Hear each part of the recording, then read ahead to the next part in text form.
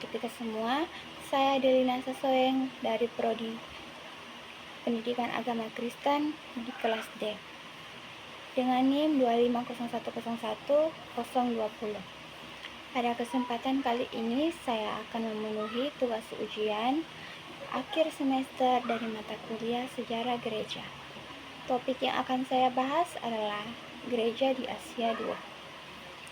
Gereja di Asia yang kedua adalah jemaat di Smyrna yang dicatat dalam Alkitab Wahyu pasal 2 ayat 8 sampai 11. Smyrna merupakan salah satu dari 7 jemaat yang menerima surat dari Rasul Yohanes berdasarkan pernyataan dari Yesus Kristus. Berbeda dengan beberapa jemaat lainnya, jemaat Smyrna tidak menerima teguran, melainkan hanya pujian dan penguatan untuk tetap setia di tengah penderitaan. 1. Latar belakang kota Smyrna. Smyrna sekarang dikenal sebagai Izmir. Terletak sekitar 55 km di sebelah utara Efesus. Kota ini merupakan salah satu kota pelabuhan terpenting di Asia Kecil pada masa Kekaisaran Romawi. Smyrna dikenal sebagai kota yang sangat kaya dan makmur, menjadi pusat perdagangan internasional, memiliki pelabuhan yang ramai, sangat setia kepada Kekaisaran Romawi, menjadi pusat penyembahan kaisar. Penduduk Smyrna diwajibkan menyatakan bahwa kaisar adalah Tuhan. Orang Kristen menolak melakukannya karena mereka hanya mengakui Yesus sebagai Tuhan. Akibatnya mereka mengalami penolakan, kehilangan pekerjaan, penyitaan harta, bahkan hukuman mati. Artis nama Smyrna. Nama Smyrna berasal dari kata Yunani myrrha atau mur, yaitu rempah yang harum. Mur memiliki beberapa fungsi, dipakai sebagai minyak pengurapan, digunakan sebagai parfum, dipakai dalam penguburan, harus dihancurkan terlebih dahulu agar mengeluarkan aroma harum. Makna rohaninya adalah kehidupan orang percaya sering kali menghasilkan kesaksian yang harum justru melalui penderitaan dan kesetiaannya kepada Tuhan. 3. Kondisi jemaat Smyrna. Secara jasmani, jemaat ini miskin, tetapi secara rohani mereka sangat kaya. Mereka mengalami kemiskinan, penganiayaan, penolakan dari masyarakat, tekanan Romawi, fitnah dari orang yang memusuhi mereka, ancaman penjara, ancaman kematian karena iman. Walaupun demikian, mereka tidak meninggalkan iman kepada Kristus. Yang keempat, salam Yesus kepada jemaat. Yesus memperkenalkan dirinya. Inilah firman-Nya dari yang awal dan yang akhir, yang telah mati dan hidup kembali. Gereja ini sangat menguatkan jemaat karena Yesus berkuasa. Atas sejarah Yesus telah mengalahkan maut. Orang percaya tidak perlu takut terhadap kematian. Kebangkitan Yesus Kristus menjadi jaminan kemenangan umat-Nya. Yang kelima, pujian Yesus. Yesus berkata, "Aku tahu kesusahanmu dan kemiskinanmu, namun engkau kaya." Artinya Tuhan mengetahui setiap penderitaan umat-Nya. Kekayaan rohani lebih penting daripada kekayaan dunia. Walaupun secara materi mereka miskin, mereka kaya dalam iman, kasih, dan pengharapan. Ini menunjukkan bahwa ukuran Tuhan berbeda dengan ukuran manusia. Yang keenam, penganiayaan yang dialami Yesus. Juga berkata, "Aku tahu fitnah yang menyebut dirinya orang Yahudi." Pada masa itu, sebagian orang Yahudi yang menolak Injil dan melaporkan Kristen kepada pemerintahan Romawi.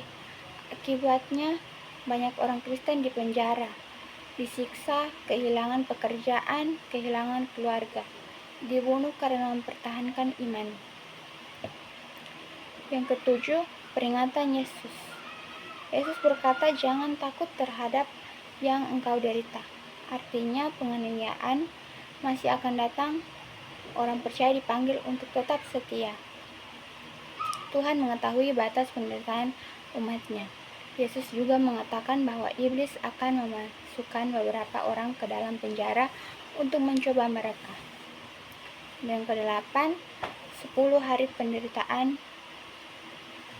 Yesus berkata kepada mereka, akan mengalami penderitaan selama 10 hari. Ungkapan ini biasanya dipahami sebagai lambang bahwa penderitaan memiliki batas. Tuhan memegang kendali, masa kesusahan tidak berlangsung selamanya. Yang kesembilan, perintah untuk tetap setia. Yesus berkata, hendaklah engkau setia sampai mati. Ini berarti setia dalam keadaan miskin, setia ketika dihina, setia ketika kehilangan harta, setia ketika dipenjara, setia bahkan kau harus mati demi Kristus. Kesetiaannya kepada Kristus lebih berharga daripada keselamatan hidup di dunia. Yang ke-10, janji Tuhan. Bagi mereka yang memegang Tuhan memberikan 2 janji besar. Mahkota kehidupan. Mahkota melambangkan kemenangan dan kehidupan kekal yang diberikan kepada orang yang tetap setia. Tidak mengalami kematian. Kedua kematian adalah hukuman kekal yang menghakimi terakhir.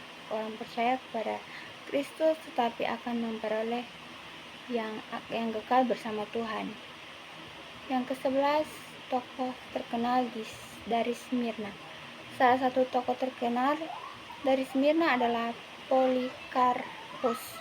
Menurut tradisi gereja, Polikarpus adalah murid Rasul Yohanes. Ketika diminta menyangkal Yesus Kristus, ia berkata, selama 86 tahun aku melayani dia, dan ia tidak pernah berbuat salah kepadaku. Mungkin aku menghujat rajaku yang telah menyelamatkanku.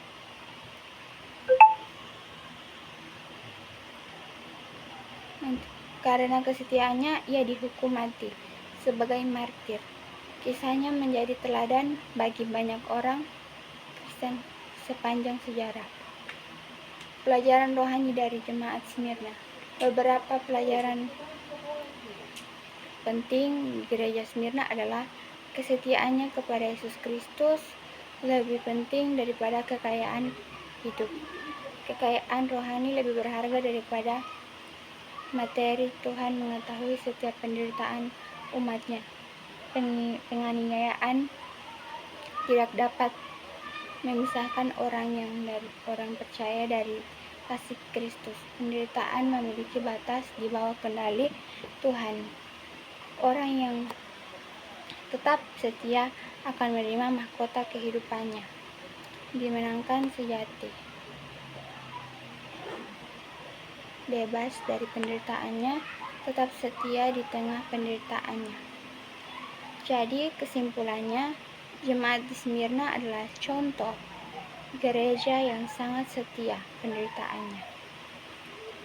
Meskipun miskin, difitnah, dipenjara, dan menghadapi ancaman kematian, mereka tetap teguh mengikuti Yesus.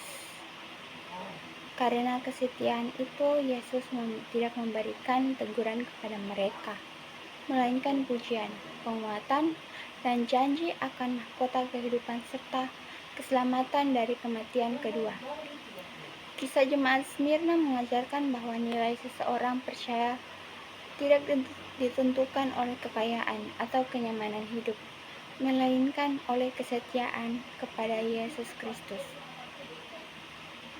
dalam segala keadaan.